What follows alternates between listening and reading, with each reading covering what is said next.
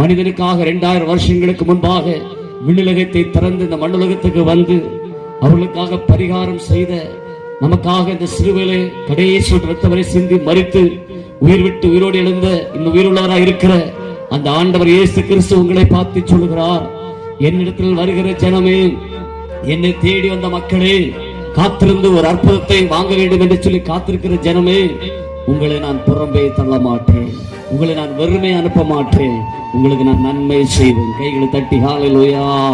அவரிடத்தில் வருகிற ஜனங்களை யார் என்று பார்க்காதபடி, புறம்பே தள்ளாதபடி ஆசீர்வாதத்தை கொடுக்கிற தெய்வம் இயேசு. அவரை தேடிதான் இந்த இடத்துல வந்திருக்கிறீர்கள். எந்த ஜாதி என்று மதம் என்று பார்க்கிற தெய்வம் அல்ல. அப்படி பார்த்திருந்தால் இன்றைக்கு இந்த உலகத்திலே மனிதர்கள் நன்மை பெற்றிருக்க முடியாது. அவர் குறிப்பிட்ட ஜாதிக்கோ குறிப்பிட்ட மதத்துக்கோ இல்ல குறிப்பிட்ட குலத்துக்கோ தெய்வம் அல்ல. அவர் யாவருக்கும் நல்லவராய் வெளிப்படுகிற தெய்வம்.